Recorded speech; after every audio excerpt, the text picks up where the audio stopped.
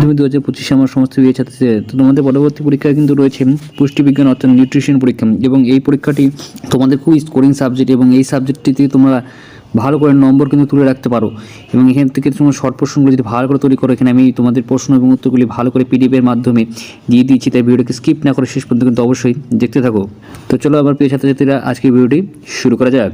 তো ছাত্রছাত্রীরা, প্রথমেই তোমাদের দৈহিক ক্রিয়া খাদ্যের ব্যবহার থেকে কী কী প্রশ্নগুলো আসবে সেটা দেখতে পাচ্ছ। উৎসেচক ও সহ উৎসেচক বলতে কী বোঝো, উৎসেচকের বৈশিষ্ট্যগুলো আলোচনা করো। প্রত্যেকটা কমন প্রশ্ন কিন্তু আমি তোমাদের দিয়ে দিচ্ছি, তাই ভিডিওটাকে ভালো করে পজ করে নাও বা স্ক্রিনশট করে দেখে নিতে পারো। পরবর্তী চ্যাপ্টার দেখতে পাচ্ছ শক্তির চাহিদা, এখান থেকে গুরুত্বপূর্ণ প্রশ্নগুলি তোমরা দেখতে পাচ্ছ। বিএমআই নিয়ন্ত্রণকারী প্রভাব বিষয়গুলি আলোচনা করো। প্রত্যেকটা কমন কিন্তু আমি দিয়ে দিচ্ছি।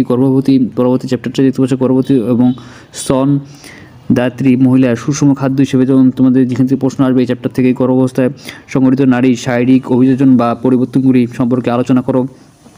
গুরুত্বপূর্ণ প্রশ্নগুলি তোমাদের দেখতে পাচ্ছ। শিশুদের খাদ্য থেকে এই প্রশ্নগুলি খুবই ইম্পর্টেন্ট রয়েছে, ভালো করে দেখে নেবে। শিশুদের ত্রুটিপূর্ণ আহার ও অপুষ্টির কারণে থেকে এই প্রশ্নগুলি অবশ্যই তোমরা দুটি প্রশ্ন দিয়েছি, ভালো করে দেখে নেবে। সরল পথ্য প্রস্তুতি থেকে এই প্রশ্নগুলি খুবই কমন রয়েছে। প্রশ্নগুলি কিন্তু পরীক্ষায় দিবে হুবহু কিন্তু কমন চলে এসেছে, তো ভালো করে এই প্রশ্নগুলি দেখবে। ডায়াবেটিস রোগের কারণ লক্ষণ এবং এই নিয়ন্ত্রণের উপায় কিন্তু খুবই কমন রয়েছে, সেই বিভাগের আলোচনা করতে হবে। দীর্ঘদিন ধরে রক্তের গ্লুকোজের মাত্রা বেশি দেখলে কী সমস্যা হতে পারে সেই সম্পর্কে লিখতে হবে। স্থূলতা জটিলতা লিখতে হবে তোমাদের, এবং একজন মেদবহুল প্রাপ্তবয়স্ক ব্যক্তি খাদ্য পরিকল্পনা লিখতে হবে। টিউব ফিডিং এর পদ্ধতি লিখতে হবে, তোমাদের কিন্তু লিখে জানতে হবে। এর উত্তরটি অবশ্যই তৈরি করবে। এর প্রয়োজনীয়তা এবং টিউব ফিডিংয়ের সুবিধাগুলি অবশ্যই লিখতে হবে। খাদ্য সংরক্ষণের পদ্ধতি তোমরা কিন্তু অবশ্যই তৈরি করে রাখবে। ফল ও মাছ সংরক্ষণের বাণিজ্যিক পদ্ধতিগুলি লেখা হবে। প্রত্যেকটা কমন প্রশ্ন দিয়ে দিচ্ছি। ভারতের পুষ্টি অভাবজনিত সাধারণ রোগ সমূহগুলো দেখতে পাচ্ছ। ম্যারাজমাস ও কেসিকের মধ্যে পার্থক্য লিখতে হবে। তোমাদের ইম্পর্টেন্ট কোশ্চেনগুলি তোমাদেরকে আমি এক এক করে দিয়ে দিচ্ছি, ভালো করে দেখে নাও।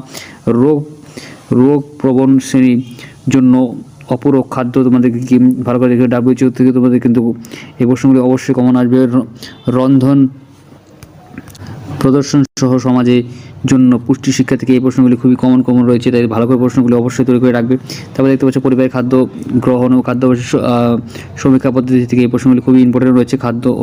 খাদ্যপথ্য সমীক্ষার পুরাতন এই 3টি পদ্ধতি আলোচনা করতে হবে তোমাদের। খুবই কমন প্রশ্ন কিন্তু আমি তোমাদের দিয়ে দিয়েছি, তো প্রশ্নগুলি একটু ভালো করে তোমরা কিন্তু অবশ্যই পরীক্ষার আগে তৈরি করে যাবে। তো তারপরে দেখতে পাচ্ছ ভারতের বর্তমান জাতীয় পুষ্টি পরিকল্পসমূহ সম্পর্কে প্রাথমিক ধারণা লিখতে হবে, এবং এই প্রশ্নগুলি খুবই কমন রয়েছে এবং তুমি প্রশ্নগুলি ভালো করে দেখে নাও। খাদ্য মূল্য তালিকার ব্যবহার ও খাদ্যের দ্রব্যের পুষ্টি মূল্যায়ন নির্ণয় থেকে এই প্রশ্নগুলি খুবই ইম্পর্টেন্ট হচ্ছে। খাদ্য বিনিময় তালিকা কী কাজে লাগে, এই তালিকার গুরুত্ব আলোচনা করতে হবে তোমাদের।